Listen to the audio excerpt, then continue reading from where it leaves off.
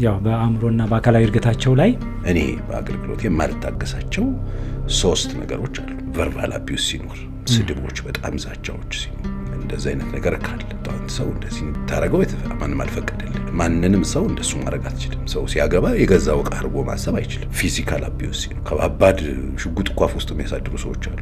ማለት ይሄንን ስልጣን ማን ሰጣቸው?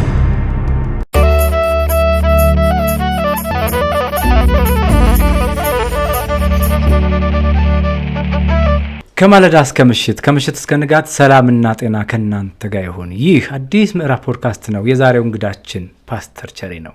በጣም ጥሩ ጊዜ እየሰጠን ነው። በጣም በእውቀት የታጀበ በትህትና የታጀበ ለህይወታችን ለኑሯችን የሚጠቅም እያንዳንዳችን ቤት ውስጥ አንኳኩቶ የሚገባ እውቀት እየሰጠን ነው። ይህን እውቀት መንዝረን ፈትሸን ከተጠቀምንበት እንድንበታለን። ከፓስተር ቸሬ ጋር ክፍል 2 ላይ ደርሰናል። እንዳያችሁት በጣም ግሩም ጊዜ ሰጥቶን ነበር።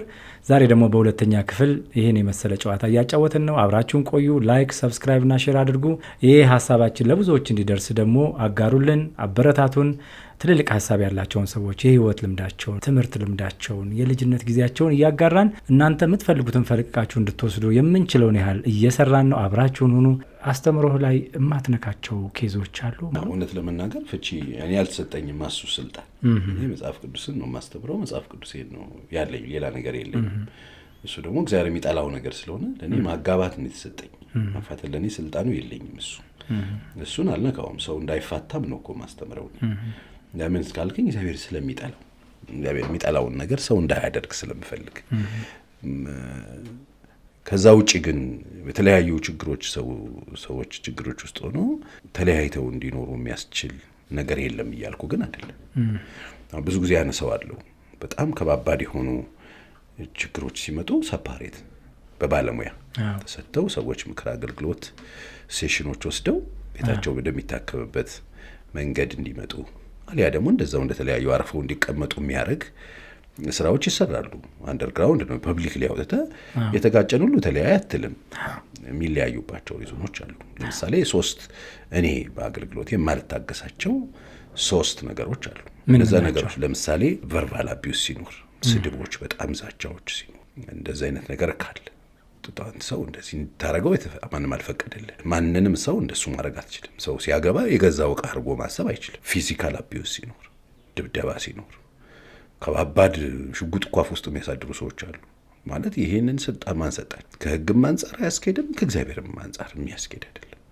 ዛቻዎች፣ ዱላዎች ምናምን ካሉ እነዚህ አይነት ነገሮችን ታግሰ በቃ ኑሪ ግቢ ምናምን በየሰው ሬሳው ነው እንዲወጣ አልፈቅድም። በቃ የሰው የመታከም ካለበት ይታከማል። ሐኪም ቤት መሄድ ያለባቸው ብዙ ሰዎች አሉ። ባሎቸው ነው የተቀመጡ ቁም ነገር ነው ብለው አእምሯቸውን ቢታከሙ የሚድኑት ወይ ጸበል ወይ ጸሎት የሚፈልግ ህመም ያላቸው በደንብ ትሪትመንት የሚፈልጉ ሰዎች አሉ። ሰው እየደበደቡ ሰው እየፈለጉ ያንገላቱ እንደ ውሻ ሰው ያመናጨቁ መኖር አይቻልም እኮ። ሰው እኮ እግዚአብሔር ነው። ገባ? እኔ ደግሞ ሰው ነው ሰርፍ ማድረገው። ሰው አይደለም።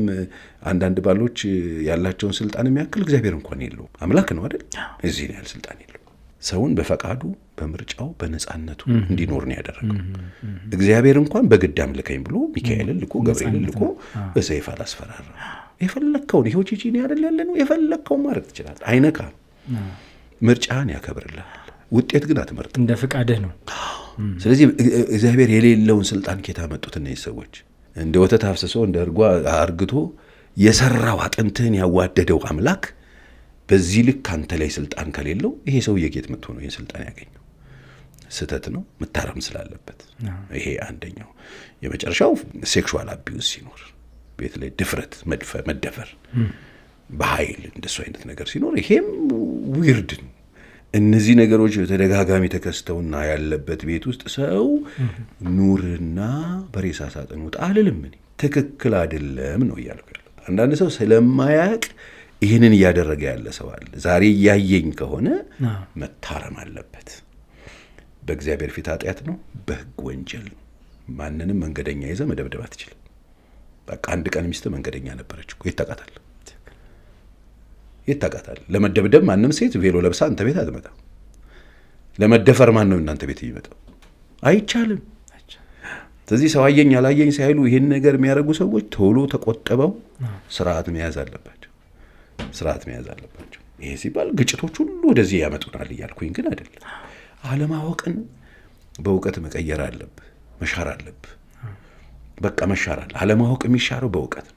ስታቅ ነው የምትቀየረው። ሐሳብህን መቀየር ከፈለክ እውቀትህን መቀየር አለብህ። እውቀትህ ሲቀየር ሐሳብህ ይቀየራል። ሐሳብህ ሲቀየር ድርጊትህ ይቀየራል። ዛሬ የሚያደርጉት ሰዎች የሚያውቁትን የሚያክል ምንድን ነው የሚያውቁት? በቃ ሴት አገባ ወሰደ ንብረት ነው የምትመስለው። እንደፈለክ መርገጥ የምትችል ይመስላል። ይሄ ነውር ነው። ይሄ ፍጹም ካለማወቅ ጋር የተያያዘ ስለሆነ ቶሎ መለስ ብሎ ፈቃድ ያለው ምርጫ ያለው ነፃነት ያለው ሰው ቤታችን ውስጥ እንዳለ የራሱ ፍላጎት የራሱ ምርጫ እንዳለ ከዛ ሰው ጋር ተግባብተህ መኖር ነው እኮ ትዳር። እንዴ አንድ አይነት እኮ አትሆንም እኮ አትሆንም። የዚህ ቤት ላይት እኮ ቢንዬ የሁለት ዋየር ውጤት ነው እኮ። ሁለት ዋየር አንድ አይነት ይሁን ብንልስ ይሄን ላይት እናገኛለን? በቃ አንዱ አንዱን አክብሮለት ነው ይሄንን ብርሃን የሰጡን። ሁለት መሆናችን እኮ ልጆች እኮ ቤት ውስጥ አምጥቷል። የተለያየን መሆናችን አንድ አይነት ብንሆን ይመጣሉ።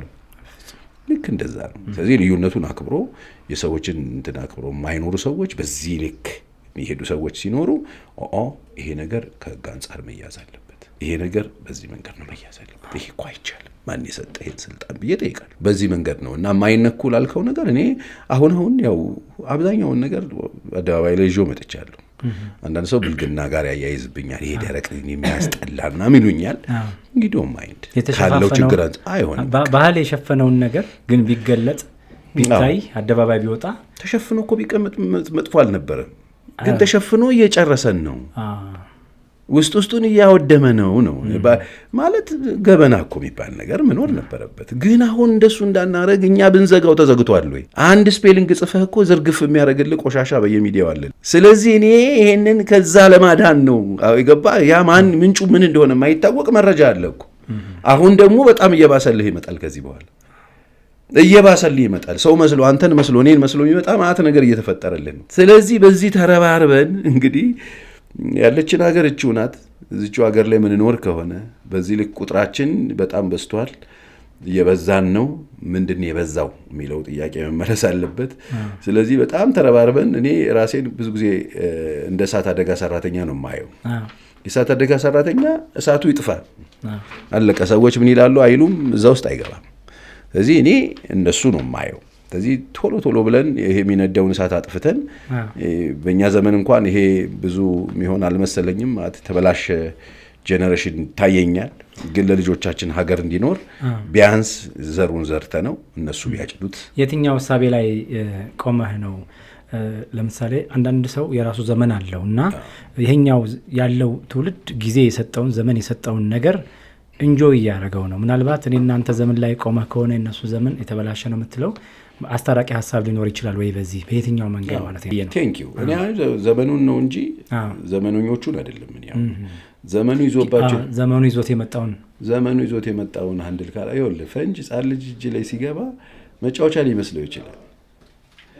እቺ አናናስ የምትመስለውን ፈንጅ 2 ዓመት ልጅ ቢይዘው የሚያመጣው ዳሜጅ ሲጀምር ከሱ ይጀምራል። ከዛ አካባቢ ነው የሚያጠፋው። አሁን ምንም ሳንዘጋጅ ላያችን ላይ የወደቀ ማህበራዊ ሚዲያ አለ። የወደቀ ስልጣኔ የሚመስል መሴጠን አለ። እሱ ማለት ይኸውልህ ቤት ያሳጣናል፣ ቤተሰብ ያሳጣናል፣ ማህበረሰብ ያሳጣናል፣ ፍቅር ያሳጣናል፣ ሀገር ያሳጣናል። ካልተጠነቀቀን የሚሰጠን ነገር የለውም። ስለዚህ እኛ እንደ ሀገር እንድንኖርና እንደዚህ እንድንቆይ በዚህ ድህነት በዚህ በጣም ኋላ ቀርነት ውስጥ እንኳን ሆነን እንድንኖር ያደረገን ነገር ቨርጂን የሆነ ሀገር በቀል የሆኑ ነገሮች ነበሩ። ማህበረሰቡ የተሰናሰለባቸው የተያያዘባቸው፣ ቤተሰብ የተያያዘበት፣ ማህበረሰብ የተያያዘበት በጣም የሚገርሙ ነገሮች ነበሩን። ከሚዲያ እንኳን አንጻር እኔ የነበረ የሚዲያ በጣም የተጠነቀቀ ኤዲቶሪያል ቲም የነበረው ማህበረሰብ ጋር የሚቀርብ ነገር ተጣርቶ ቢሮ አልፎ ለአንተ እነግርሃለሁ እንዴ ሁሉም እንግዲህ አንተንና ቢጤዎችህ በሰራችሁበት ዘመን ታልፎ ነው በስነ ስርዓት ተጣርቶ ተለቅሞ ነው ወደ ህዝብ የሚቀርበው። አሁን ነው ወይ ገባ? ትናንትና ማምን እየሰማ ነው የሚለው ይጣራለት ነበረ። ለምን ለልጆች ይሆናል አይሆንም፣ ለትውልድ ይሆናል። አሁን ነው ወይ ነው። በጋራ የምናያቸው የቴሌቪዥን ፕሮግራም እንኳን አተናል። እሱን እኮ በጋራ የተገለበጠው እኮ ከባድ ነው። እኛ እኮ ትልልቅ መጋዘን ውስጥ ይኸውልህ ጥቅጥቅ ብሎ የተደረደረ የማዳበሪያ እህል ላያችን ላይ እንደተደረመሰ ቁጥር አሁን እንደምንም ትንፋሽ ያገኘን ነው እየጮህን ያለ ነው። እዛ የተደረመሰው ነገር ውስጥ ይሄ የተደረመሰው ነገርን እንደ በረከት የሚቆጥሩ ሰዎች ጥፋት ነው። በደንብ እንዳናስተውል እያደረገን ቤተሰብን በጠሰብን እኮ የቤተሰብ ወግ ወሰደብን እኮ አብሮ ማዕድ መቁረስ ወሰደብን እኮ አብሮ መጫወት እኮ ወሰደብን እኮ ይሄ ፌስ ቱ ፌስ መነጋገር እኮ ወሰደብን። ሁሉንም ነጣጠቀው ማ እንደሆነ አይታወቅም። የሆነ ዓለም ያለ ሰንበድ ትናንትና የነበረ የጎረቤት ነገር ወሰደብን እኮ አሁን የጎረቤት ነገር ግድ ይለዋል የለም። አሁን እሱን እኮ ነው የምልህ። ትናንትና በሀገር ፍቅር ቆሞ መዝሙር ሲዘመር ያለቅስ የነበረው ጄኔሬሽን አለ ወይ? አሁን ይዘምራሉ። ሲጀመር እኛ ትምህርት ቤት 2 መዝሙር ነበር የምንዘምረው። ኢትዮጵያ ቀደሚና ተነሱ እናንተ ራብር እስረኞች የሚል መዝሙር ነው የሚዘመረው ትምህርት ቤት ስንገባ። እነሱ ሲዘመር ተማሪ ሁሉ ቀጥ ብሎ፣ መንገደኛ ቀጥ ብሎ በፍቅር በወኔ ሁሉም በአንድነት ዘምረን ነው ያደግነው። አሁን ትዘምራለህ ወይ? አንድ መዝሙር አለች ፀሐዬ ዓለምፀሐይ ወዳጄ ጻፈች። ከሱ ውጪ ምን አለ ብንዘምረው ነገር? በጋራ አንድ ላይ የምንዘምረው ነገር አለ? አሁን ጄኔሬሽን እየወቀስኩ አይደለም፣ እየመጣብን ያለውን ነገር እያሳየው ነው አደጋው። አብሮ ከስልጣኔው ጋር የሚመጣ ግንዛቤ ከሌለ የሚመጣው ጥፋት ብዙ ነው። ነገ እኛ ያየናትን እንኳን ያችን ትንሿን ነገር የማየት እድል አይኖርም። ገባ? እርስ በርሱ በጣም ይበጣጠስ ይሆናል። በጣም ከባባድ ወንጀሎች የምንሰማበት፣ ከባባድ ጭካኔዎች የምናይበት ሰው ሳይትድ የምትሆንበት ነገር እየተፈጠረ ነው። ትናንትና የማታውቀው ሰው ሞተ እንትን ቀበሌ ሲባል ግር ብሎ ሄዶ የማያውቀው ሰው ጋር ሄዶ እምባውን አፍስሶ ለቅሶ ደርሶ ቀብር ከሀገር እስከ ሀገር ህዝብ ሆኖ አንድ ሰው ለመቅበር በጣም ሀዘን የዛ ሰው ቫሊው ዋጋ የነበረው ማህበረሰብ አጣው። አሁን ሰው ሞት ቁጥር ሆኗል። ወዴት ነው እየሄድን ያለው? ምንድን ነው እየመጣ ያለው? እኛ ኦልሬዲ የተወሰነ ነገር አይተናል። እኔ አሁን ነገርኩ እኮ ዛሬን ተስፋ አድርጌ ዛሬ ብቻ እንዳለኝ ቆጥሬ የምሬን ነው ማወራው፣ የምሬን ነው የምሰራው፣ የምሬን ነው የምሰጠው። ምንም ነገር ፈልጌ አይደለም፣ ግን የታየኝ ነገር ስላለ ሰው የሚኖርበት የሚረግጠው መሬት ስለሚያስፈልገው ለዛ ደግሞ የሚያስፈልገው አጠገቡ ያለው ሰው የቆጡን አውርድ ብላ የብብቷን ጣለች የሚባል ተረት ባለቤት እንዳንሆን ቀድሞ ነው ተረቱ የመጣው። አሁን ግን በተግባር ብዙ ነገር እየመጣ ነው። ሌላ ነገር እናገኛለን ብለን ያለንን ነገር ሚስ እንዳናረግ ተዋዶ ተቀባብሎ ተሰናስሎ የኖረ ማህበረሰብ ባለቤቶች ነን። ይሄ ሌሎቹ ብዙዎቹ የላቸውም። ስለዚህ ሰይጣን ነፃ ስጦታ የለውም። የሚሰጠን ሲመስለን ሊወስድብን እንደሆነ ማወቅ አለብን። ምንም አይነት በጎ የሚመስል ምክር ይዞ ቢመጣ፣ በጎ የሚመስል ቴክኖሎጂ ቢሆን፣ ስልጣኔ ቢሆን ለምን ማለት አለብን። የደንገነት እኮ የመጣው ሰይጣን አልተቀየረም ብራዘር። ሰይጣን እኮ አይወልድም አይወለድም አለ፣ ሐሳቡን አይቀየርም ደደብ ስለሆነ። ሰይጣን ነው በቃ። የዛኔም የመጣው ኮንቪንስ አረጋት፣ ሔዋንን አጭበረበራት፣ አሪፍ ነገር ለቤቷ ለቢዝነስ ይዞላት መጣ። ቢዝነሱ እንደ እግዚአብሔር መሆን ነው። አመነችው፣ ገመጠች፣ ተገማመጡ። ይሄው እዳ ነው የተረፈው። አሁንም ይዞልን ሲመጣ ስልጣን ሲል እጅ ላይ ያለው ነገር ምንድነው የጣልን ምንድነው እያንጠለጠልን ያለን? ምን ጥለ ምን ልታንጠለጥል ነው የፈለግከው? ገባ? ምን በቃ ህይወት በቃ ይሄው እኮ ነው። ምን ዓመታት ነው በፍቅር እንደምናደርክ እንደምንወልክ አውቀዋለሁ አላውቀውም አይባልም። ሰው ሰላምታ ለመደ አሁን ትላለህ ወይ? እንደው ቆንጆ ጨዋታ ላይ ትዝ ያለኝ ነገር ወደ ክፍለ ሀገር በዶክመንተሪ ፊልሞች በተለያዩ ስራዎች ስወጣ እንደምን አደራችሁ ይላሉ የገጠር ሰዎች። መንገድ ላይ እንደምን አደራችሁ ብለው ቆመው ያዩህና ሰላም እግዚአብሔር ይመስገን እንደዚህ ትላለህ። ከዛ ከተጠራጠሩ ድላቸውን ተደግፈው ይዘው ደህና ናችሁ እንደው የማን ልጅ ነህ ይላሉ። ከዛ እንግዳም ከሆንክ ማረፊያ ሊሰጡ እንደገና ደግሞ ሰው እንደምን አደርክ ሳይሉ አያልፉም። እሱን እናመጣሁና ሊፍት ውስጥ እንገናኝ የለ ሊፍት ውስጥ ሁሉም ተኮራርፎ ነው። እንዴት ነው ያ ሰውን ማዕከል አድርጎ እንዴት አደራችሁ ብሎ እንዴት ዋላችሁ ብሎ የጀመረው? ከዛ ስልጣኔ እዛ ነበር ማለት ነው። የተውነው ነገር አለ ብዬ ሁልጊዜ አሰላስላለሁ። ብዙ የራሳችን የሆኑ ነገሮችን ትተን እንሄዳለን። እኛ ጋር ሊያኖሩን የሚችሉ አብረውን ሊያቆዩ የሚችሉ ብዙ ነገሮች አሉ። አዲሱን ነገር ሲመጣ የእኛን እየጣልን እየተቀበልን ነው። እና እኛ እድገት የመሰለን እሱ ስለሆነ ነው። ሁልጊዜ እጅ ላይ ያለን ነገር ነው። ሴጣን ነፃ ስጦታ ኖሮት አያውቅም። ሴጣን ሁሌ ሲመጣ ወደ ህይወት ሊወስድብህ ክፉ ሐሳባት ምንም በቃ ያለን ነገር ምን ታወጣለታለህ? በፍጹም እንዴ እኔ 400-500 ኪሎ ሜትር ነድቼ እሄዳለሁ እኮ ብቻዬን ኮፍያዬን አድርጌ አልፈራም ነበር። ሲሄድ የሚሄድበት ቦታ ላይ ሰዎች ተቀብለውኝ ገብቼ ተኝቼ ምን ያደርጉኛል ብዬ አልፈራ። እነሱም በደስታ ያቺን መደባቸውን ለቀውልኝ ያላቸውን አቅርበው ምናምን ኖር ያለው እኔ በዘመኔ ነው ማወራ። አሁን ታረጋለህ ወይ ገባ ሐሳብ ሁሉ ጊዜ የሆነ ነገር ስታቅ ሐሳብህ ይቀየራል፣ ድርጊት ይቀየራል። ትናንት አባቶቻችን የነገሩን ሰው ክቡር ነው አይደል? ዋሬሳ ማጠቢያ ነው፣ አይከለከልም። ቤት ለእንግዳ ነው፣ አለቀ። አንዳንዶች ሳያውቁ መላእክትን እንግድነት ተቀብለው አይታወቅም መልአክ ሊሆን ይችላል ተብሎ ይኸውልህ የተሰሩበት ነገር ምንድነው? ሰው መልአክ ሊሆን ይችላል ብሎ ሰው ቤቱ እንግድነትን እንዲቀበል ተደርጎ እዛ ቤት ሲንኳኳ እዚህ አቤት ምንድነው ምን ፈልጋችሁ ብሎ ጎረቤት አብሮ ድምጽ ሲሰማ በሌሊት ራቁቱን ብርድ ልብስ ለብሶ ምንድነው የተፈጠረው የሚል ለመረዳዳት ፈቃደኛ የነበረ አብሮ የኖረ አብሮ የበላ አብሮ የጠጣ ይሄን ሲባል ምንም ችግር አልነበረም። ግን እየተባለ አይደለም ነበሩ። በዛ ውስጥ ደግሞ በጣም ጥሩ ያሉን ነገሮችም እኮ ሀብን አድርገዋል። ግን እንደዚህ አልበዛም።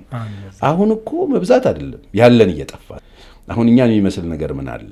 አሁን ምን አለ? ኢትዮጵያን የሚመስል ነገር መልካችን ደብዝዞ ምን የሚመስል ነገር አለ? እድገትን ስታስብ እድገት የምንለው ምን ነው? ማንን መምሰል ነው ማደግ? ምን መምሰል ነው ማደግ? ምን ማግኘት ነው ማደግ?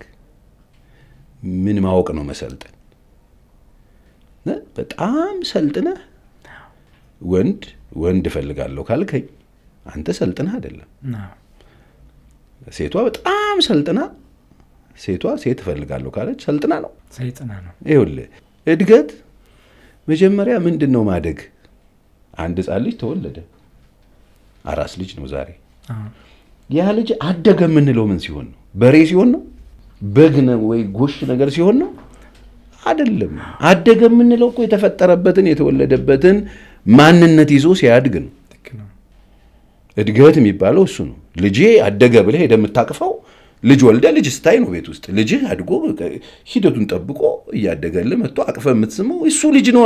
ትንሹ ልጅ እኮ ነው። ግን የወለድከው ልጅ በ4 ወሩ እቤት ስትሄድ የሆነ ትንሽዬ ጥንቸል ቢሆን እድገት ነው እንዴ? ኦ እግዚአብሔር ይመስገን ልጅ ያደገ የሚገርም ጡንቻ ያለው ጥንቸል ሆነ ምናምን ትላለህ እንዴ? አይባልም። ቢልዬ በፍጹም አይሆንም። አሁን ነው ወይ ነው የተፈጠርንበት የተወለድንበት ሰውነታችንን የሚያስጠድ እድገት ነው ወይ? በቃ እግዚአብሔር እኮ አንተን በጣም ወለደ እኮ ሰው ነህ አይደለ? በቃ ሰው ሆነ እንድትጨርስ ነው። በጣም ስታድግ ሌላ ነገር አትሆንም። በጣም ስታድግ ያደገ ሰው ነው የምትሆነው። ያደገ መልአክ አትሆንም። ያደገ ሌላ ነገር አትሆንም። ያደገ ጎሽ በሬ ምንም አትሆንም። ሰው ነው የምትሆነው። ስለዚህ ሰውነትን የጣለ እድገት ምንድነው ነው? ከሰውነት ክብር የጎደለ እድገት ምንድነው?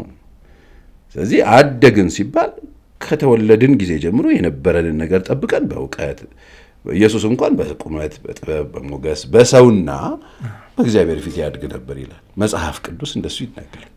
ስለዚህ እድገትህን ቼክ ማድረግ ያለብህ ወዴት ነው ያደግኩት? አሁን ከጨዋነት ወደ ብልግና እድገት ነው? ከታማኝነት ወደ ሌብነት እድገት ነው? ከጨዋነት ወደ ስድነት እድገት ሊሆን አይችልም። ብኝዬ እድገት የሚሆነው ያንን የነበረህን ጥሩ ስም ይዘህ ዋው ያልክ መሄድ ነው። እሱን እየጨመርከው ተደራሽነቱን እያሰፋኸው ስትሄድ እድገት እሱ ነው። አሁን በጣም አደጉ የምንላቸው ሰዎች ምን የሆኑትን ነው? ትናንት ሰው የሚያከብሩ ዛሬ የሚንቁ ስለሆኑ፣ ትናንት ድሃ የሚወዱ ዛሬ ድሃ የሚጸየፉ ስለሆኑ ነው ወይ ነው? እሱ ቼክ መደረግ አለበት። ስለዚህ የኔ እድገት ከየት ወዴት ነው ብሎ ሰው ይጠይቅ። ወዴትስ ነው እንዳድግ እግዚአብሔር እየጠበቀኝ ያለው? ገባ? እኔ አንዳንድ ቦታ ሲሄድ ብቻህን እንዴ ምን አይሉኛል ማለት ጋርድ የለም እንዴ? እኔ እኮ ወደ ህንድ አክተርነት እኮ የማደግ ፕላን የለኝም። የተመጣ ሀሳብ እንዴ ብቻ ማለት ነው። እናንተ ማን ጋር ጠርታችሁኛል ታዲያ የመጣሁት ምናምን ብዬ ጠይቃለሁ። ሰው የሚፈልገው ነገርን ተመለከትከው ወዴት ነው ማለት እንደው እባክህ አድማጮችንም ተመልካቾችን ወዴት ነው በልና ጠይቅልኝ። ወዴት ነው እያደጋችሁ ያላችሁት? ወዴት እየሄድክ ነው? ሰው ራሱ እንዲጠይቅ ከራሱ ጋር ስብሰባ አለበት። በቃ ስብሰባው ከራሱ ጋር ወዴት ነው ባለ ትዳሩ እያደገ ያለው? የእድገት ማለት የብዙ ሽማ አስቀማጭ ኮሚቴ ሰብሳቢ ሀገር ሆኖ ሊገነጠሉ ነው? ወዴት ነው? እኔ አሁን ወዴት ነው ወዴት ነው ጥግብ ሲሉ ወዴት ነው? ትናንት ጨዋ የነበሩ ልጆች ትንሽ ደሞዝ ጭማሪ ምናምን ሲያገኙ ስራ ፓይለት የሆነ ነገር ሲሆኑ ንግግራቸው ሲቀየሩ ጥብርር ሲሉ ወዴት ነው? ቆዳቸው ሲጠባቸው ሳይ ወዴት ነው ወዴት ልትሄድ ነው? ለአንተ መጣፊያ አይገባልህ። ቆዳ ከጠበበ እንግዲህ አይሰፋ ቆዳ ለንጠብቀ ይሁን ከሆነ ሆነ ብትኖር አይሻልም ወይ ነው የምለው። እና ዞሮ ዞሮ ሰዎች እንደ እድገት እየቆጠሩት አገርን ወደማይሆን አቅጣጫ ይዞ የሚሄዱበት ሁኔታ እየተፈጠረ ስለሆነ በኩላችንን ትንሽዬ ነገር ለመወርወር እየሞከርን ነው።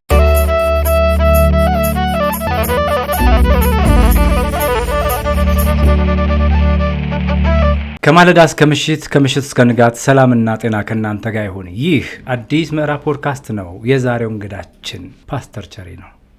ፓስተር ቸሬ እንደ በዚህ አጋጣሚ ሰው ብቻውን አልመጣም፣ ብቻውንም አይኖርም፣ ብቻውንም አይሄድም። ይሄ ሀሳብ ይገዛኛል ብዙ ጊዜ ሳሰላስለው። አንዳንድ ሰዎች ለምሳሌ ፎቅ ሲሰሩ ከጎን ያሉትን ድሃዎች የኔ ቢጤዎች ለማስፋፊያ ነው እንጂ ቤቱን የሚጠይቁት የኔ ልጅ እየተማረ ነው የነሱ ልጅ ደፍተር ልግዛ አይሉም። ግን በአንድም በሌላ አስታስበው የእነሱም ልጅ ኢትዮጵያዊ ዜጋ ነው፣ የድሃዎቹም ልጅ ኢትዮጵያዊ ዜጋ ነው። ሄዶም ለዓለም የሚያበረክተው አስተዋጽኦ አለ። እሱን መመልከት ካልቻሉ ነገ ሊጥላቸውም ሊያጠፋቸውም የሚችለው ያኛው ሊሆን ይችላል፣ አይታወቅም። ስለዚህ የሚገድልህን መሳሪያ ከማሳደግ ይልቅ ከመጠገን ይልቅ የሚያሳድግን የሚጠብቅህን ነገ ዶክተር ሆኖ ያንተ ልጅ ምናልባት ፓይለት ሊሆን ይችላል፣ ነገ ደግሞ መርፌ የሚወጋ የጎረቤት ልጅ ሊሆን ይችላል፣ ያፈናቀልከው የገፋኸውና ሰው ብቻውን ሊኖር አልመጣም፣ አልተፈቀደለትም። ሰው ለራሱ አይኖርም፣ ሰው ለሌላ ነው የሚኖረው ብዬ አስባለሁ። በዚህ ጉዳይ ላይ እንደው የምትለው ነገር አለ? ምንድን ነው መሰለህ፣ ይሄ ማህበራዊ ብልጽግና ነው። ብልጽግና ሲባል ሰው በለጸገ ሲባል ገንዘብ ሲያገኝ ወይ ተምሮ ሲጨርስ የሆነ እውቀት ሲያገኝ ምናምን ብቻ አይደለም። ማህበራዊ ብልጽግና የሚባል ነገር አለ። ማህበራዊ ብልጽግና ውስጥ ስትኖር ነው የምትያያዘው። ብቻህን መቆም አትችልም። አብረህ ከሰዎች ጋር መኖር እንዳለብህ ታውቃለህ። በጣም ስትበለጽግ ብቻህን ሹል አትሆንም፣ የሆነ ሹል ሰውዬ አትሆንም። በተቻለ መጠን ግራና ቀኝ ታያለህ። በገዛ እጅህ ጠባቂዎችህ ናቸው እኮ፣ ወዳጆችህ ናቸው እኮ። ወደ ግራና ወደ ቀኝ ማየት ጥሩ ነው። ማህበራዊ ነው የምታድገው። በተቻለ መጠን አካባቢ ያለውን ነገር ታያለህ። ማህበራዊ ብልጽግና ሲኖርህ ነው የምልህ። ይሄ ስትበለጽግ ቤተሰብህ አካባቢ ጤነኛ ግንኙነት ይኖራል። ባል ከሆንክ ከሚስት ጋር፣ ከልጆች ጋር፣ አባወራ ከሆንክ ከጎረቤት ጋር፣ ከአካባቢ ጋር ብልጽግና ነው እሱ የሚያሳየው። ቅድም እንዳልከው ሊፍት ውስጥ መኪና ውስጥ ምናምን የሆነ ባዕድ ነገር የመጣባቸው ይመስላቸው ሰዎች አሉ። እኔም ደህና ዋላችሁ እንዴት ናችሁ ሰላም፣ ወዲያው ቤተሰብ መሆን ነው የምፈልገው ያልኩበት ግርም ይላቸዋል። ማለት በቃ ሌላ አዲስ ነገር የፈጠርኩ ይመስላቸው ሰዎች አሉ። የነበረን ነው ገባ። ማህበራዊ ብልጽግና ነው ይሄ። ብልጽጉ ስትሆን አወቅኩት አላወቅኩት አትልም።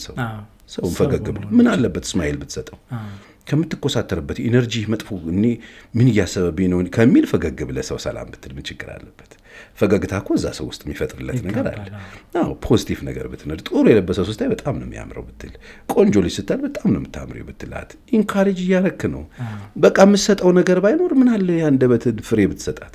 ገባ? ሰዎችን ኢንካሬጅ ማድረግ በዛ እግዚአብሔር የሰጠህን እድል ተጠቅመ ሰዎችን እየጠበጠብክ አትሄድም። ይሄ ጉስቁልና ይባላል። የማህበራዊ ጉስቁልና ውስጥ ስትገባ ብቻህን ነው የምትኖረው። በር ትዘጋለህ፣ ትልቅ ግንብ ግቢ ታረጋለህ። እሱ አልበቃ ይልና አደገኛ አጥር ታረግበታለህ። ከባባድ ፒትቦል ቤት ውስጥ ታረጋለህ። በጣም እንትን እያረክ ነው የምትሄደው። በቃ ይሄ ግራ ሲገባ የምታረገው ነገር ነው። ጤነኛ ስትሆን ግን እየከፈትክ ነው። ልጆችም ከሰው ጋር እንዲጫወቱ ከልጆች ጋር እንዲውሉ የምታደርገው ማህበራዊ ብልጽግና ነው ይሄ። የቀደሙት አባቶች የቀደሙት እዚች ምድር ላይ የኖሩት ሰዎች ማህበራዊ ብልጹግ ናቸው፣ የበለጸጉ ናቸው። ለዚህ ነው ከሀገር ለአንድ ሰው ሀዘን ምንም ሳይቆረቁራቸው ተሳፍረው ይሄዳሉ። በእግራቸው 6 ሰዓትና 7 ሰዓት መንገድ ይሄዳሉ። ማህበራዊ ብልጽግና ነበራቸው። አብሮ ይበላሉ፣ አብሮ ይጠጣሉ። ቡና አንድ ጀበና ቡና ለ8 ለ9 ይጠጣሉ። ብልጹግ ናቸው። አንዱ የአንዱ ሀዘን ይገባዋል፣ አንዱ ለአንዱ ያዝንለታል። ተካፍሎ ይበላል። እዛ ቤት በርበሬ ሲፈጭ ተካፍሎ ይቃመስ ነበር፣ ሽሮ ሲፈጭ ይቃመስ ነበር። ማህበራዊ ብልጽግና ማህበራዊ ብልጽግናችን ይሄ ነው የሚባላል ልዩ ነበረ። አሁን ከዛ ብልጽግናችን ውስጥ ወጣንና በሌላ ነገር ልንበለጽግ ስንነሳና ሌላ ብልጽግና በህይወታችን ውስጥ ስናፈራ ይሄኛው ማያስፈልግ መሰለን፣ ግን ወሳኝ ነው። ወየው ብትል ሮጦ ይመጣልህ ያ ሰውዬ ነው። ብትሞት ሬሳህን የሚያጥብልህ እዛው አካባቢ ያለ ሰው የሚገንዝህ ያው ነው። ግቢ ውስጥ ያለ ፒትቦል አይገንዝህም። ድንኳን ምናምን አያውቅም፣ ምድር አያውቅም፣ ብረት ምናምን ተሸክሞ አይመጣልህ። ማህበራዊ ብልጽግና እድሩ ምኑ ምን የተሰናሰለበት ብዙ ነው። ሀብታም ነው። የከለልከው ሽቦና ያደገኛ አጥር እሱ አይሆንም። እሱ ውስጥ ምንድነው መሰለህ የምታሳድገው? አውሬ ነው የምታሳድገው። ድሮ ውሻ አደገኛ እንዲሆን ከፈለግ ከሰው ተለይቶ ጉድጓድ ውስጥ ይደረግ ነው። አደገኛ ልጆችን ቤተሰብ እንደሱ ካደረግከው ምን እንደምታሳድግ ከማን ጋር የምታኖራቸው? ወጥተው የት ነው የሚኖሩት? ለነሱ ብቻ አየር ላይ የሚፈጠር ነገር የለም። ወጥተው የሚቀላቀሉት ከየትኛው ማህበረሰብ ነው?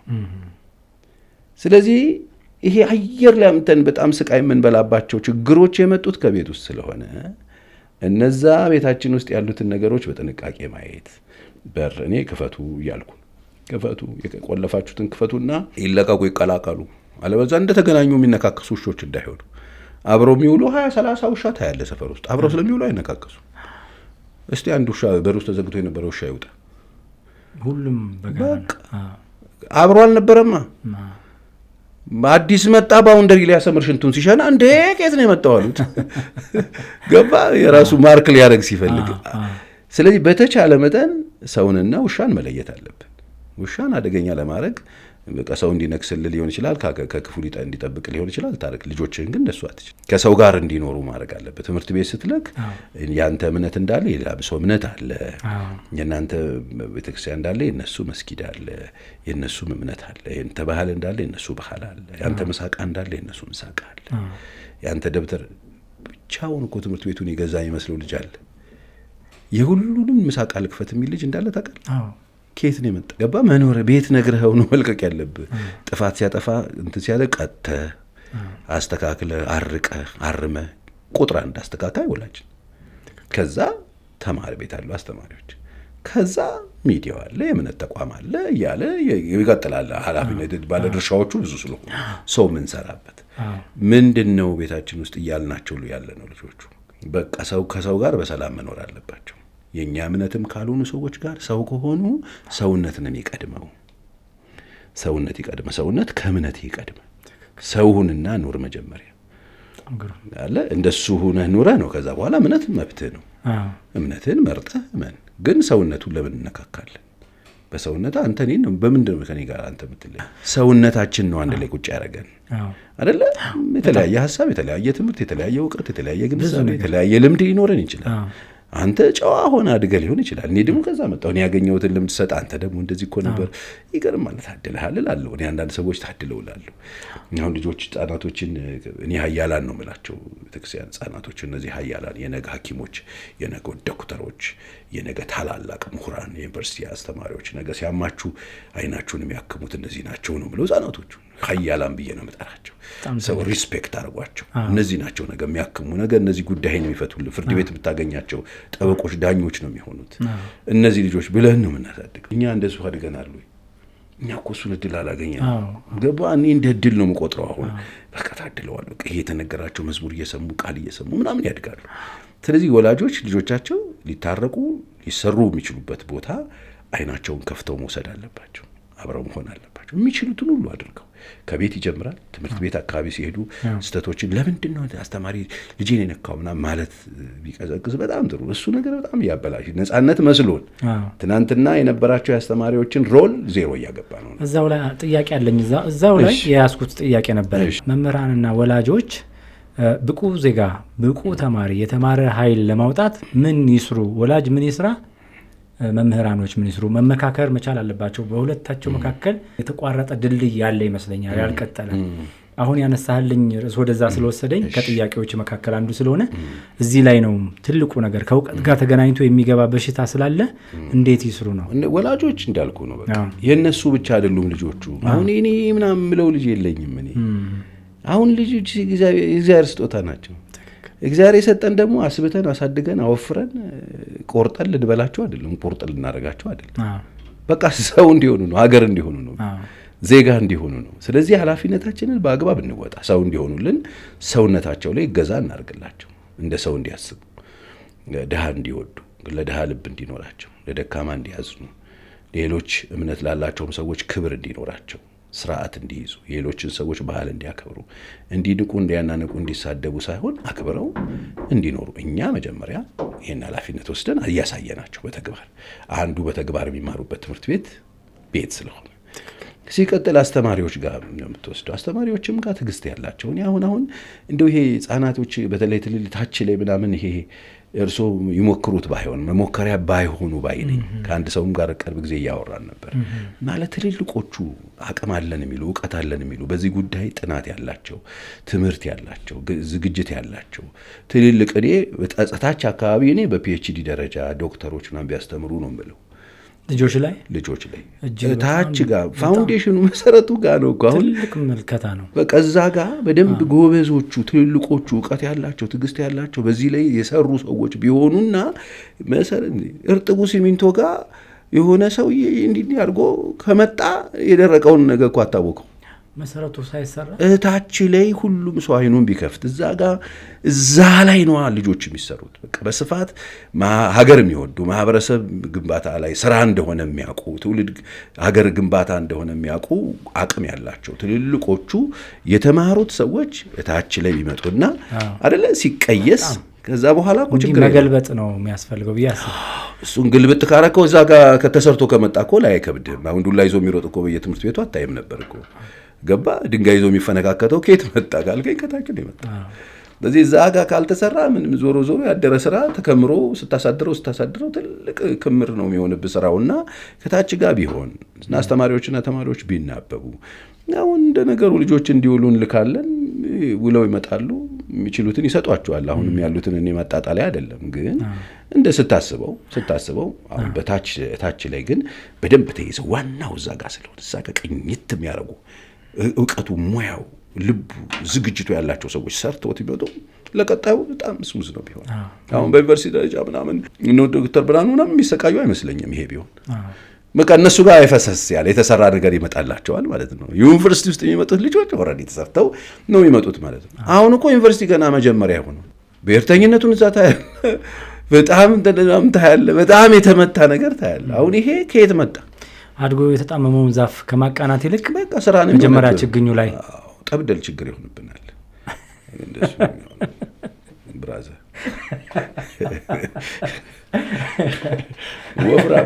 ወፍራም ደንደስ ያወጣ ችግር ያርጋው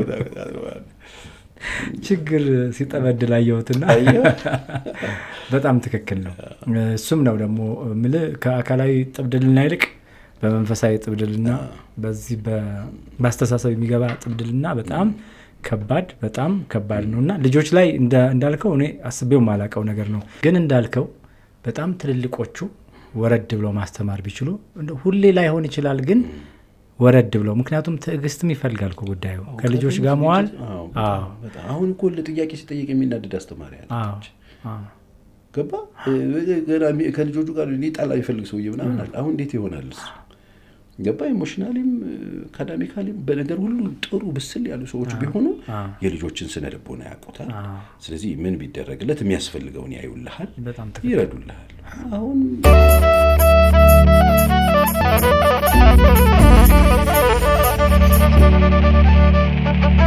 ይህ ከፓስተር ቸሬ ጋር እየተወያየን ያለነው ሁለተኛ ክፍል ነው ሁለተኛ ክፍል ውይይታችን እንደቀጠለ ነው ብዙ ነገር ታገኛላችሁ ሰብሰብ ብላችሁ ተመልከቱ ሐሳብ አስተያየታችሁ እንቀበላለን ሐሳባችሁ ይኮረኩመናል ያሳድገናል ያበለጸገናል ስለዚህ ከናንተ ጋር ሆነን ብዙ ነገር እንድንሰራ ሐሳባችሁን አጋሩን ፓስተር ቸሬን የምትወዱት የምታከብሩት እዚህ ግቡና ሙሉ ሐሳቡን ስሙ ለሌሎችም ሼር አድርጉ የቅርብ ቤተሰቤ ነው ይሄን ጥያቄ የሰጠኝና ሁለት ባልና ሚስቶች በተለያየ ጊዜ መጥተው ሲያማክሩ ሁለቱም የራሳቸውን ችግር ይነግሩሃል ግን ሁለቱም በየግላቸው መጥተው የሚነግሩ ኬዝ እና ሁለቱን አንድ ላይ ስታገኛቸው ተገጣጥሞልህ ያውቃል ወይ ይሄ ነገር እንዴት እስፈታኸው አብዛኛው ኬዝ ይሄ ነው አንዳንድ ሳይሆን በአብዛኛው ኬዝ ይሄ ነው የሚመጣው እኔ ምንድነው የምናደርገው በግል ለየብቻ ስንሰማ እንሰማለን የሚስትን ለባል ለሚስት አትነግርም ምንድነው አሁን በየግል ሶስት እኔ ምንድነው ፖዚቲቭ የምትለው ምንድነው ኔጌቲቭ የምትለው ነገር ጻፍ ሴቷም እንደዚሁ ያደርጋሉ ከዛ ላይ ተነስተ ነው የምሰራው ነገር የምሰራው ስለዚህ አብዛኛው ጊዜ የላቭ ላንጉጅ ፕሮብሌም አለ የፍቅር ቋንቋ ለመገጣጠም አንዱን የሚያይበት እይታ አንዱ የሚያወራበት ቋንቋ አይግባባ በነገራችን ላይ ብዙ ቋንቋ አይግባባ አማርኛ ስላወራ የተግባባ ይመስላል እንጂ የፍቅር ቋንቋውን አያውቀው የፍቅር ቋንቋ አንተ ፍቅር የምትለውና ሚስት ፍቅር የምትለው ምንድነው ገባ እሱ ላይ አልተሰራም አሁን ብዙ ሰው አንተ ፍቅር ብለህ ዋጋ ከፍለህ አንዳንድ ሰው ፍቅር የሚለው አስቤዛ በመሙላት ልጆች ዋጋ መክፈል፣ አንዳንድ ሰው ቦታ መግዛት፣ ቤት መስራት፣ መኪና መግዛት፣ ገንዘብ መቆጠብ፣ ከዛ ልጆችን ማስተማር ማስጠናት ፍቅር የሚለው።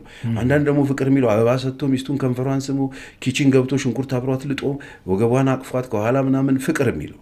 አንዳንድ ሰው ደግሞ አይ ላቭ ዩ ስዊቲ ምናምን ብሎ ፍቅር።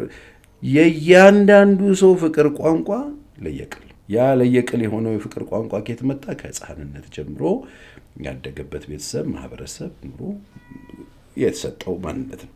ኦልሬዲ ተሰርቶ ያለቀ። ስለዚህ ቶሎ ብሎ ያንን ቋንቋ መረዳት በጣም ጥሩ። አንዳንድ ሰው ቤት ፍቅር አይጤ ሲላት ወዬ ትላለች፣ ፍቅር ነው። አንዳንድ ሰው አይጤ ሲላ አይጤን ሄድና ፈልግ ብላ ገብታ አይጤ ስድብ የሚሆንበት ቦታ አለ። አይጤ ደግሞ ፍቅር የሚሆንበት ፍቅር ላቭ ዩ ምናምን የሚሆንበት ቦታ አለ። አንዳንድ ሰው ቤት ስጋ ፍቅር ይሆናል። ታውቃለህ? ስጋ ገዝቶ ቤት ሲገባ ኦ ማይ ጋድ የኔ ጌታ ምናምን ይባላል። አንዳንድ ሰው ቤት ደግሞ ስድብ ሆዳምነሽ እያልከኝ ነው ምናምን ብላ ገብቷል። ቋንቋው ለየቅል ነው። ሰው ፍቅር ብሎ የሚያስበው ነገር አይወደኝም ይላል። ለምን አይላቪው አይለኝም? አንተ ለምን አትልም? ምን ያህል ብዬ አላውቅም፣ አልወድም፣ ባልወዳት አገባታለሁ ወይ ይላል። ስለዚህ ይሄ ሰው አይወዳትም ማለት ነው አይደለም። በቃ ያ የተሰራበት ስሪት ውስጥ የለም። አይላቪው አያውቀውም። አንዳንድ ሰው ቃሉን ብሎትም አያውቅሰዋል። ብሎኛል እኔ ያለኝ ማሽን ሽጥና ስጥ ብትለኝ ይቀለኛል፣ ይሄን ከብትለኝ አለ ሙት ብለኝ ገባ። እንደዚህ የሚከብደው ሰው አለ። አንተ እንደ ቀላል ነው የምታወራው ይለኛል። እንደ ቀላል አይላቪው ምናምን በቃ እስቲ በልበል ዝለው ሪቪዝማ ምናምን የሚገረም ሰው አለ ማለት በጣም የሚከብደው ሰው አለ። በቃ አሁን ይሄን የሚከብደውን ሰውዬ ለምን ከበደ አትለውም። በቃ እንደዚህ ነው ያደገው። ስሪቱ ነው። ሚስቱን አይላቪው ብሎ አቅፎ ከንፈር መሳም ነውር የሚመስለው ሰው አለ። በልጆች ፊት ምናምን ይላል። አየህ በቃ ነውር ነው። ሁሉን ነገር መብራት አጥፍቶ የለመደ ሰውዬ ከሆነ አይ በብርሃን እንደሱ አይል። በአደባባይ ላይ ደግሞ እድሻለሁ ብሎ ቅፍ አድርጎ ትከሻዋን ያዝ የሚያደርግ ምናምን ደግሞ እሷ ፍቅር የምትለው እሱ ሊሆን ይችላል። የእሷ ቋንቋ ይሄ ነው። ፍቅር የሚገባት እንደዚህ ነው። እሱስ ፍቅር የሚገባው ማታ 4 ሰዓት መብራት አጥፍቶ ሱሪውን አውላልቆ ምናምን ነው የሚመስለው። እሱ ደግሞ ነው እሱ የሚፈልገው እሱ ብቻ ነው። እኔን አይወደኝም ትላለች። አየህ ቋንቋው ለየቅል ነው ማለት ነው። ስለማይወዳት አይደለም። ቋንቋቸው ለየቅል ነው። እናንተ ቁጭ ብለን እያወራን እኔ በትግርኛ ፍቅሬ ብገልጥልህ አንተ ትግርኛ በዞረበት ዞረ ማጣቅ ከሆነ ምን ነው ለአንተ? ስለዚህ በጣም የሚጠቅመው የኔን ቋንቋ ካወቅኩ የዛን ሰው ቋንቋ መማር አለብኝ፣ ማወቅ አለብኝ። ፍቅር የሚለው ነገር ምንድን ነው? አብዛኛውን ጊዜ እንደሱ አይነት ችግር ይፈጠርና ይመጣሉ። ስለዚህ የላቭ ላንጉጅ ነው። አንተ የማቀራረብ ስራ ነው የምትሰራው። ይሄ ማለት ይሄ ነው፣ ጥላቻ አይደለም ነው እንዲያው። ይሄ ማለት ይሄ ነው፣ ይሄንን ሲልሽ ይሄ ማለቱ ነው እንዲያው። ምክንያቱም እዛ ከተቀመጡት ነገሮች አንጻር ስታይ ስለማይወድ አይደለም ያ ሰውዬ፣ ስለማይችል ነው። የማይችልን ሰው ምን ታደርገዋለህ? የመጣበት አለመቻሉን ስትቀበለው ላይፍ ሲምፕል ይሆናል። እና አብዛኛው ሰው ተመሳሳይ ችግር ነው እንዳልኩ። ምንም ቢፎር ሜሬጅ ግንዛቤ የለውም። ላቭ ላንጉጁ ሰማይና ምድር ነው። ዝም ብሎ ነው የሚጋባው። ከዛ ቤት ገብቶ ሰማይና ምድር ይዞርበታል። መልካም። በትዳር ውስጥ የልጆች ጉዳይ በጣም ትልቅ ጥንቃቄ ይፈልጋል። በአንድ ወቅት የአውራምባ ሰዎችን ኢንተርቪው አድርጌ ነበር እና ልጅ ከወለድክ በኋላ አንተ ማነህ የምትለያየው? መብት ማን ሰጠ? ከአንተ ከሚስትና ከአንተ እኮ የልጅ ፐርሰንት ይበልጣል። 100% ቢኖራችሁ እኮ ልጃችሁ 50 ነው የሚወስደው። አንተ 25 ሚስት 25 ፐርሰንቱ በበለጠው ጉዳይ ላይ ማነህ አንተ የምትወስነው? አቶ ዙምራ ነው ይሄን ያሉኝና እዚሁ ስቱዲዮ ጠይቂያቸው እና በጣም ማሰላሰል ጀመርኩኝ። ልጅህ ባላወቀበት ሁኔታ አምጥተው ወደ ምድር አምጥተው ባልፈቀደበት ባላቀደበት ሁኔታ አንተ ፈቅደህ ለስሜትህም በለው ለምንም በለው ካመጣሁ በኋላ አንተ ማነህ? የትኛው ፍርድ ቤት ነው ይሄንስ የሚወስንልህ? ለልጅ አስቤዛ እሷ ትቁረጥ እሱ ይቁረጥ ብሎ የሚወስንልህ የትኛው ነው? ትክክል አይደለም። ልጁ መናገር በማይችልበት መወሰን አድጎ ካደገ በኋላ 17 ዓመት 18 ዓመት ሲሆን መስማማት ስላልቻላችሁ ተለያይታችሁ ሁለታችሁም ጋር ልኑር እስከሚል ድረስ መብት የለህም ያሉኝ ነገር ይገርመኛል። ቅድም እንዳልኩ ነው። አሁን በጣም ብዙ ባለትዳሮች ሊያውቁት የሚገባው ነገር ትዳር ላይ አሸናፊ የለውም። ማንም ሻምፒዮን አያደርጋቸው፣ ማንም ዋንጫ አይሰጣቸው። ሴት አሸንፋ ዋንጫ የሚሰጣት የለም፣ ወንድ አሸንፎ ዋንጫ አይሰጣቸው። አሁን ይኸውልህ መጀመሪያ ላይ የተሳሳትከው ሲባጎ ስትስብ አንድ የኋላ ከተሳሳትክ ፖሊስ ኳድራው በጣም ትልቅ ነው፣ ስትጨርስ ትልቅ ነው የሚሆነው። ስለዚህ የመጀመሪያ ስህተትን በሌላ ስህተት አታበላሸው። የመጀመሪያ ስህተትን አርም። ስለዚህ ሁለቱ ስንት ናቸው ተባብለናል? አንድ ናቸው። ተጣጣቀ መርህ ጋር ትመጣለህ። አንድ እሺ። አሁን ይሄ ችግር ተፈጠረ። የሚስት ችግር ነው። ሚስት ማለት የግራ ቀኝ ፓርት ናት። ቀኝ ፓርትን ስትሮክ በታ እንደው ብታረገው አይ በቃ አልሰራም ማለት አምና ይሰራ ነበር ዘንድሮ 1 ዓመት ታገስኩት ይቆረጥ ይባላል ወይ? ለማከም ነው የምትሞክረው? ታክመ አልታከምከው አልዳነም ይዘው ትኖራለህ። ፒሪድ። አሁን እኮ ሰንጥቀው እኮ መኖር የሚችሉ ነው የመሰላቸው። አይሆንም። አሁን እንዳልከው ልጆቹ 2 ታንከር ነው ልጆቹ ውስጥ ያለው። የሴትነቱም አለ የወንድነቱም አለ። አንተ ውስጥ እናትህ አሉ አባትህም አሉ። የእናትነት ፓርት አልቃሻ ያደርጋል፣ ሩሩ ያደርጋል። የእናትነት ፓርት ደግነትን ይሆን መልካም ይሆን ነገር ይሰጣል። የአባትነት ፓርት ኃላፊነት፣ ስራ፣ ሃርድ ወርከር፣ ቤተሰብ ቤተስን መጠበቅ የሆነ ወንድነትን ምናምን ይሰጣል። ሁለቱም ታንከራል። ይሄንን የሚሞሉት አባትና እናት በግፍ ልጆቹን ጧርገው ሲንግል ምናምን ሲያደርጓቸው አስቸጋሪ ነው የሚሆነው። እኔ ወንድም ሴትም ሆኛ አይቻልም። ወንድ ሴት አይሆንም በምንም ታምር፣ ሴትም ወንድ አትሆን። ስለዚህ ችግሩን ፈቶ ቅድም እንዳልኩ ትውልድን መስራት ላይ ትኩረት ማድረጉ ነው የሚጠቅመው። በጣም ሰከን እንዲሉ አሁን አንዳንድ ጊዜ በጣም ውጥር ብለው እንደ ገመድ ጉተታ ተጓተው ሲመጡ እንዴ ጨዋታው እኮ ገመድ ጉተታ አይደለም። ገመድ ጉተታ አለምን አደረጋችሁት። ገመድ ጉተታ አይደለም። ለሁለት ሲጀመር ቤት አይሰራም። አሁን በእርግጠኝነት የሚታወቁ የሚረበሹ የሚበጠበጡ በዚህ አጋጣሚ የሚሰሙን የሚያዩን ሰዎች በጣም ሰላም ያጣው ሰላም የተረበሹ ሰዎች ምናልባት 2 ነገር እነሱ ቤት ካለ ይሄ ችግር እየቀጠለ ነው የሚሄደው። ረብሻው አንደኛ ቤታቸው ውስጥ መስፈርት ካስቀመጡ፣ ትዳር ላይ መስፈርት አይሰራም። መስፈርት የሚጠቅምህ እጮኝነት ላይ ነው። ማገባት ሴት ይሄን ማሟላት አለባት ብለህ ይዘህ መምረጥ ትችላለህ። ካገባ በኋላ አይሰራም። መስፈርት ቤት ውስጥ አደርጋለሁ ካልክ ቤትህን በቋሚነት ችግር ውስጥ ለመጣል ፈልገሃል ማለት አንዱ እሱ ነው። ወደ ፍቺ በጣም የሚንገበገቡ ሰዎች ይሄው ቃጤ ይላሉ። እንደዚህ የሚባል ነገር ይሄ አለ ማለት ያለ ዳኛ ሜዳ ውስጥ ገብቼ ተጫዋችም ዳኛም ልሁን እያልክ ሜዳ ውስጥ አስብ። ተጫዋቹ ፊሽካ ይዞ ሲገባ ስታጥፎ ጲር እያደረገ ሊነጥቅ አይሆንም። ዳኛ አለ ሜዳ ውስጥ ስትገባ የዳኛውን ፊሽካ አክብረ ለመኖር ነው የምትገባው። ሜሬጅም እንደዛ ነው። አሁን ማን ነው ፊሽካ ይዞ ጲር በቃ ይብቃ ጲር አልቋል የሚለው ማን ነው? ሴቷ ጲር ያል ወንዱ በቃ ይላል። ማን ያለ የገባኸው እስከ ሞት ልትኖር ነው። ሜሬጅ ቃል ኪዳን በቃ ሞተህ እኮ የምትጨርሰው ጨዋታ ውስጥ ነው የገባው። የምን እፍርት ነው? ይፍርታም እኮ ነው። ስለዚህ እዚህ ጋር ይሄን ልታስብ ስትፈልግ ችግሬን ምንድን ነው እየፈጠረው ያለው? የእኔ መስፈርት እኔም እንደምፈልገው ሜዳ ውስጥ ይሄ መሆን አለበት ስላልክ ነው። መስፈርትህን ብታጠፋው ቃጤ የለም ማለት ነው። በሰላም የመኖር እድል አለ። ሁለተኛ ካልሆነ ትወጫለሽና ትወጣለህ ተብሎ የገባ ሰው አለ። ፍቺን እንደ ኦፕሽን የሚያስቡ ሰዎች አሉ። ፍቺ ኦፕሽን ሆኖ አያውቅም። ለዚህ ነው በጣም ብዙ ሰው አብሮ እንዳይኖር ይከለክላል። ፍቺን ኦፕሽን እንደ ኦፕሽን አድርገህ አስበህ የምትኖር ከሆነ ኦልሬዲ ፊርማህን አስቀምጠሃል። ቻይናና ኢትዮጵያ ልክ ለመንገድ ስራ እንደሚፈራረሙ ተፈርመህለታል። በቃ አዘጋጅተህለታል። እሱን ነው የምትፈጽመው ቀን ጠብቀህ። ግን በቃ ኦፕሽን አይደለም ብለን ካመንን ቅድም እንዳልኩት እነዛ 3 ነገሮች ካሉ ብቻ ሰፓሬት። ከዛ ውጪ ግን ችግርን እየፈታን ለመኖር ነው የምንሄደው ትዳር ውስጥ። ስለዚህ ይሄ ካለማወቅ ጋራ አንዳንድ ጊዜ የሚከሰት ነው። በተለይ ትዳር ይዘው ፈተው ሲንግል የሆኑበት ምክንያት አንዱ ስለማያውቁ ችግሮችን መፍታት ስላልቻሉ ትዳርን የፈቱ ብዙ ሰዎች አሉ። አብዛኞቹ ደግሞ ከጋብቻ ውጪ ግብረ ስጋ ግንኙነት ይፈጽሙና የፈጸሙት ግብረ ስጋ ግንኙነት ዘር ነውና ዘሩ በቅሎ ይመጣል። ያለ ዝግጅት ስለነበረ ያንን የብቻቸውን የማሳደግ እድል ውስጥ ይወድቃሉ። አንዳንዶች ደግሞ በሞት ምክንያት ባላቸውን ሚስታቸውን አጥተው ሲንግል የመሆን እድል ሊገጥማቸው ይችላል። ስለዚህ ዘርፉ ብዙ ነው። ሁሉም ሰው አንድ ቦክስ ውስጥ አንከተውም። ስለዚህ የትኞቹን ነው የምናወራው? የትኞቹ ናቸው አሁን እንላቸው የምንፈልጋቸው የሚለው መታወቅ አለበት። ወጥተው በብልግናም ይሁን በነውር ዝም ብለው አድርገው እሱን እንደ ክብር እየቆጠሩ ያሉ ሰዎች ከሆኑ ነውር ላይ ነውር እየጨመሩ ነው። መጽሐፍ ክብራቸው በነውራቸው ነው እንደሚል ነውርን እንደ ክብር የሚቆጥሩ ሰዎች እንደሱ አይደረግም የሚል ምክር አለኝ። አንደርግራውንድ መግባት አፈር ማለት ሰከን ማለት ይጠይቃል እንጂ በፊት እንደዚህ አልነበረም። ቤተሰብም አፈር ይላል፣ አካባቢም አፈር ይላል፣ ዞር ይባላል። ከፍ ተደርጎ ዘመድ ጋር ተደርጎ ምናምን የሚደረግን ነገር እንደ እንትን ፕራውድ ማድረግ ትክክል አይደለም። ልጆቹ ችግር ናቸው እያልኩ አይደለም። አሁንም የተሄደበት መንገድ ግን ከጋብቻ ውጭ የተሄደ ስለሆነ እሱ ነውር ነው።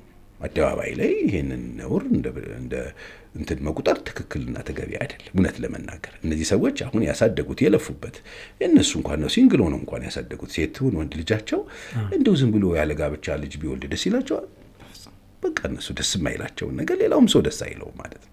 የትኛው ወላጅ ነው ይሄንን ደስ ቢለው? የትኛው ወላጅ ነው ራይት የሚሰጠው ለዚህ ጉዳይ? በቃ በእኛ ላይ እንዲደረግ የማንፈልገውን ነገር በወላጆቻችን ላይ ማድረግ የለብንም። እዚህ ውስጥ የገቡ ሰዎች ሰከን ብለው እኔ አሁን ሰሞኑን እንደዚህ አይነት ኬዝ ነበረኝ። በዛም በዚህ ምናምን ብላ ከሀብታም ወልዳ ግራ የተጋባች ከዛ እንትን ብላ ገንዘብ ለመቀባበል ብላ የገባች ሴት ከዛ ከሷ አለው ምናምን ለምንድን ነው ስርዓት የማትይዥው? አሁን አፈር ማለት አለብሽ ብዬ መከርኳት ሴት አለች። ስርዓት ያዥና ቁጭ በይ። አየህ ይሄንን እንደዚህ በዚህ አቅጣጫ የገቢ ምንጭ ልጅን ለማድረግ መሄድ ሞራል በቃ ነው ከመውደቅ ነው የሚያሳየው። በቃ ወድቀሻለሁ ተነሺ በቃ በልጅ አስረዋለሁ ብለ አይደረግም።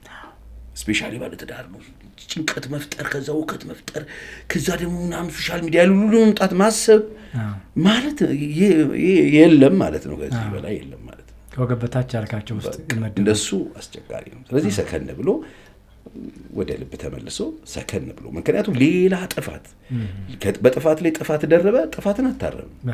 ትክክል ያልሆነ ነገር አድርገ ትክክል ያልሆነውን ነገር በትክክል ባልሆነ መንገድ እንኳን አታስተካክል። ስህተት በስህተት አይታረም። ስለዚህ ቆም ብሎ ወደ ቀልብ መመለስ ወደ አእምሮ መመለስ በጣም ያስፈልጋል። በጣም ድንቅ ነገር፣ ግሩም ነገር። ወላጆች ያው በአእምሮና በአካላዊ እድገታቸው ላይ በሚሰሩት ሁኔታ ላይ በምክክር ሲያደርጉት መልካም ነገር መልካም ፍሬ ለሀገር ይሰጣሉ።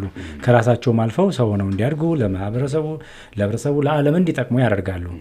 በዚህ ውስጥ እምነት የሚባል ነገር አለ። በልጆች አስተዳደግ ውስጥ እምነት ምን አይነት ሮል አለው? ምን አይነት ሚና አለው?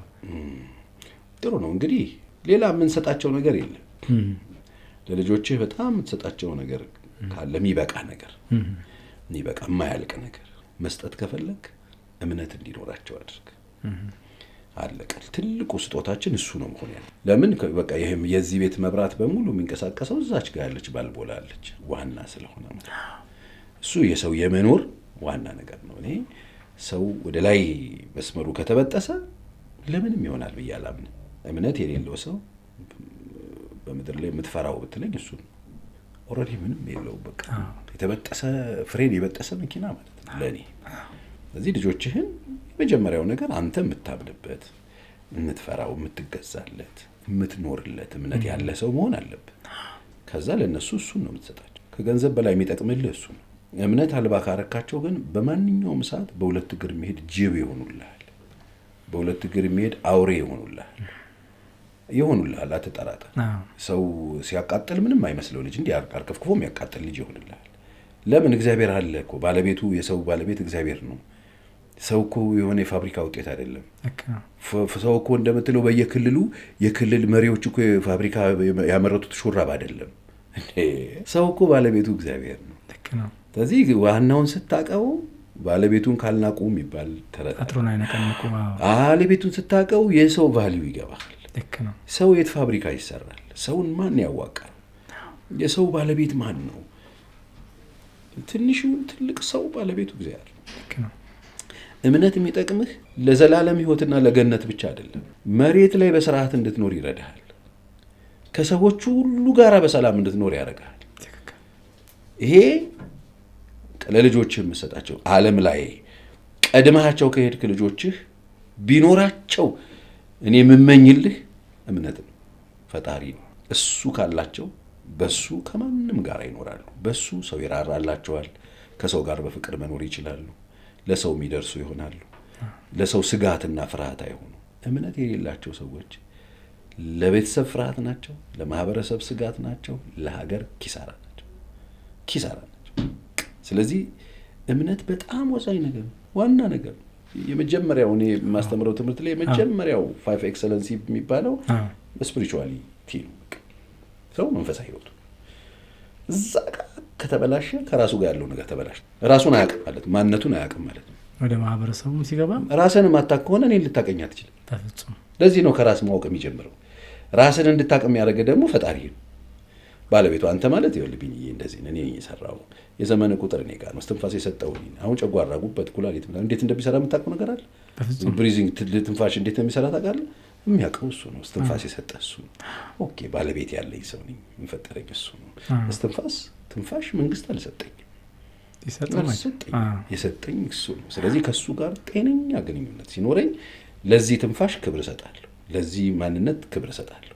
ከዛ ለዚህ ክብር ከሰጠው ዞር ስል ሌላ የተሰጠው ሰውዬ ነው ያለው እንጂ ይሄንንም የሰጠው ማን ነው? እግዚአብሔር። ኦኬ ባለቤቱ እሱ ነው ብዬ አከብርሃለሁ ማለት ነው። ገባ? ይሄ ነው እኮ ትክክሉ። ታዲያ ለልጆች ይሄን ካልሰጠ ምን ትሰጣለህ? ይሄንን ከሰጣቸው ይሄ ሀብታቸው ነው፣ ይሄ ንብረታቸው ነው፣ ይሄ ገንዘብ እዚህ ውስጥ ነው ገንዘባቸው ያለው፣ ስራቸው ያለው እዚህ ውስጥ ነው፣ እድገታቸው፣ ስልጣኔያቸው ያለው። ከዚህ ጋር ከተፋታ ግን ስልጣኔም የለም፣ እድገትም የለም፣ ህልውናም የለም።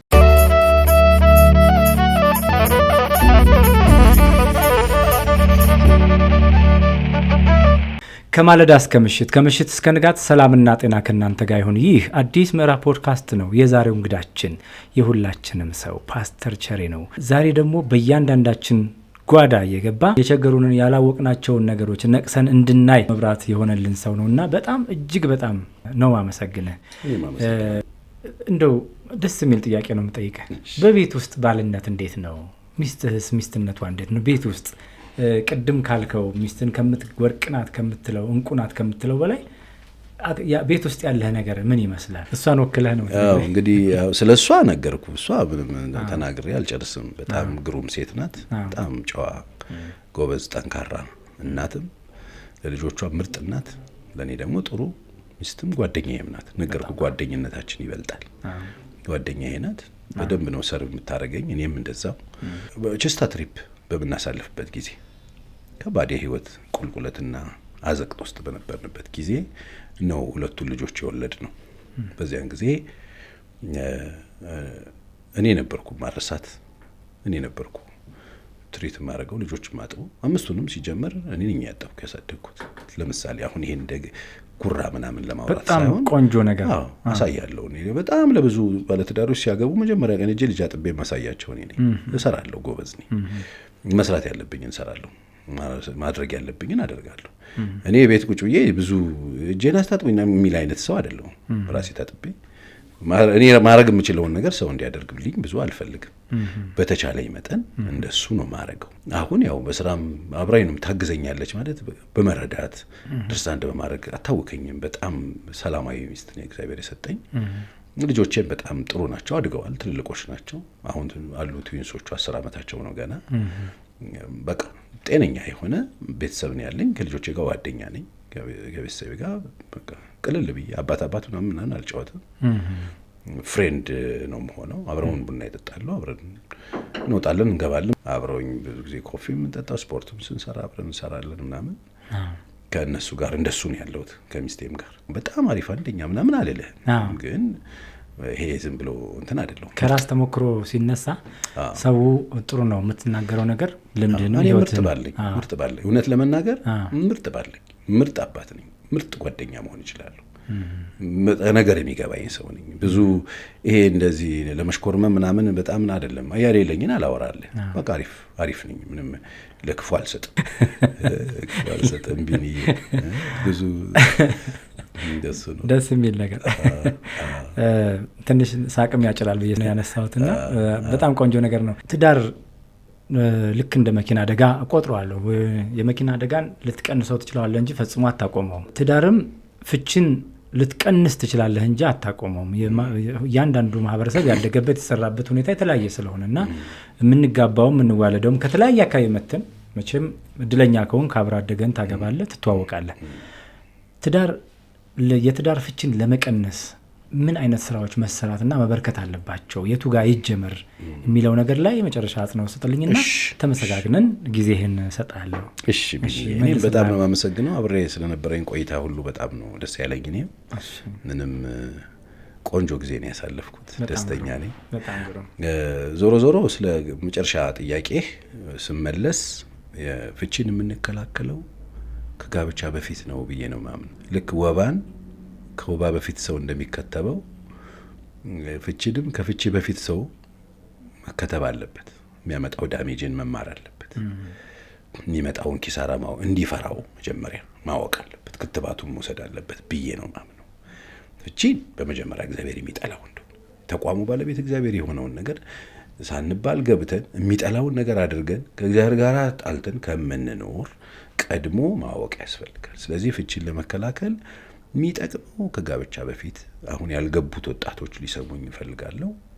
እዚህም ያሉ ካሜራማኖች ቆንጆ ወጣቶች አሉ። እነሱም እንዲያስቡት ከጋብቻ በፊት ነው ሁሉንም ነገር መጨረስ ያለባቸው ማወቅ ያለባቸው ብዬ ነው ማስበው። ከተገቡ በኋላ ግን ግጭት የለም ማለት አይደለም። አሁን እሱ ሁለተኛው ነው። ግጭት እንዴት እንደሚፈቱ ደግሞ መማር አለባቸው። ቅድም እንዳልከው ግጭት አልባ ህይወትና ኑሮ የለም መሬት ላይ። ግጭት አለ። ግጭት እንዴት ነው የምንፈታው? ግጭቶቹ ከየት ነው የሚመጡት? ግጭቶቹን እንዴት እንፍታቸው? ግጭቶቹን እንዴት እናስቀራቸው? ግጭቶቹ ሊያመጡት የፈለጉትን ዳሜጅ እንዴት እናስቀር የሚል ነገር መማር አለበት። ግጭት ይመጣል። ወንድና ሴት መሆን ራሱ እኮ ያጋጫል። የወንድ ስነ ልቦና ሌላ፣ የሴት ስነ ልቦና ሌላ፣ የወንድ ጾታ ሌላ፣ የሴት ጾታ ሌላ፣ ፍላጎት ሌላ፣ ምናምን ምርጫ ሌላ፣ ብዙ ነው እኮ ልዩነታችን። አንድ ናቸው ሲባል አንድ አይነት ናቸው ማለት አይደለም። አንድ አይነት አይደሉም። ሁለት የተለያዩ ግን አንድ ናቸው ተባለ። ጎፈርና ዘውድ ማለት አንድ ሳንቲም ያለው ጎፈርም ዘውድም አንድ ሳንቲም 10 ሳንቲም ላይ ያለው ጎፈርም ዘውድም 10 ሳንቲም ነው። በጎፈር ወደቀ በዘውድ ወደቀ ያው ሳንቲም ነው ወደቀ። በጎፈርና በዘውድ መካከል ያለውን ነገር ነጣጥለ ዘውድን ለብቻ ጎፈርን ለብቻ ማውጣት ትችላለህ ወይ? እንደማትችል ማወቅ አለብህ። እዛ አንድ ሳንቲም ላይ ልትታተም እንደሆነ ማወቅ አለብህ። ከዛ በኋላ እየተጫወትክ ትሄዳለህ። ምንም ጣጣ የለው። በጎፈር ወደቀ በዘውድ ወደቀ የጎሉን አቅጣጫ ትመርጣለህ እንጂ ዳኝነት አትወስድም። ስለዚህ ዞሮ ዞሮ ፍቺን የምንከላከለው ከጋብቻ በፊት ነው ብዬ ነው ማምነው።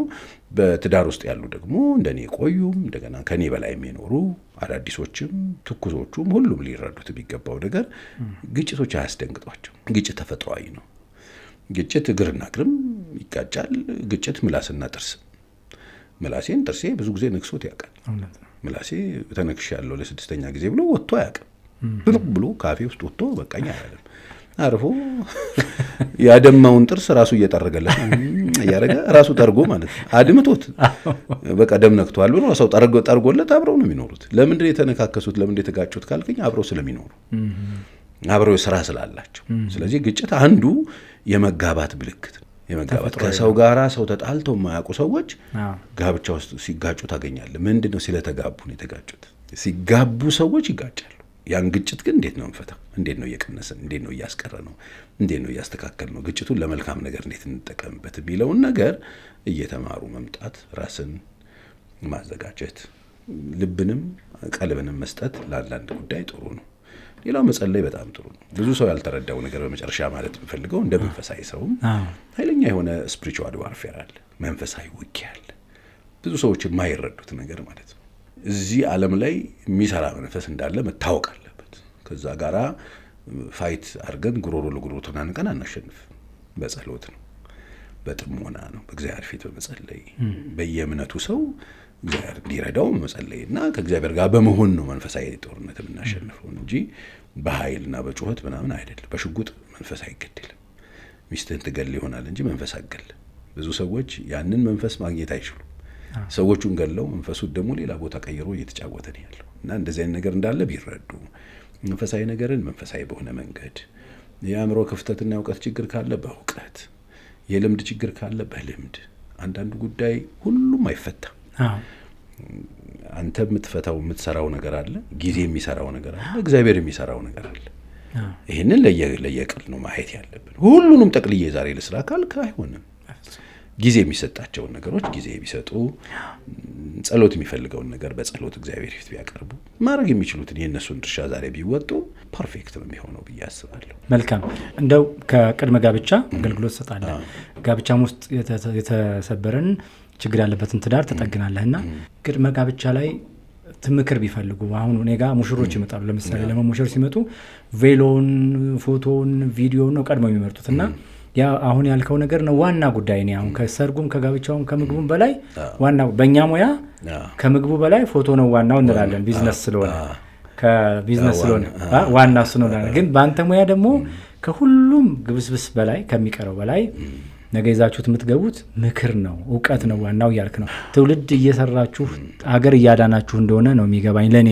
በመንፈሳዊም በዓለማዊም ትምህርት እየጠገናችሁ ነው ያላችሁት እና ይሄ ለኢትዮጵያ ለሀገሬ ለዓለም ያስፈልጋል። ስለዚህ በቀጥታ ያንተን አገልግሎት የሚያገኙ ሰዎች የቱ ጋር ያገኙሃል? ሰዎች ቢሮ ካልመጡ ወይም የማገለግልባት አጥቢያ ቤተክርስቲያን ካልመጡ አያገኙም ነበር። አሁን ግን እድሜ ለሶሻል ሚዲያ ያለ የጳፍራ ክራይስት ቸርች የሚል እሱ ውስጥ ገብተው ሰብስክራይብ አድርገው ፎሎ ቢያደርጉ በየጊዜው የሚወጡ አዳዲስ ነገሮችን የማግኘት እድል ያገኛል። የጳፍራ ክራይስት ቸርች ይባላል። በእኔ ብዙ የለም። አሁን አዲስ ተከፍቷል። 20 ነው 30 ሰው መሰለኝ ፎሎ እንትን የሚያደርገው ሰብስክራይብ ያደርገው ፓስተር ቸርነት በላይ የሚል ለመጀመሪያ ጊዜ በስሜ ምንም ኖሮ አያውቅም። ለመጀመሪያ ጊዜ ነው። ከዚህ በፊት እኮ ብዙ ቦታ ይቻላል። ብዙ አለ። በቸሬ አንድ ቸሬ ሁለት ቸሬ ፓስተር ቸሬ ማአት አለ። አንዱም የኔ አይደለም። በምን ልንለየው እንችላለን? የምንለየው አሁን የወጣው ገና አዲስ ነው።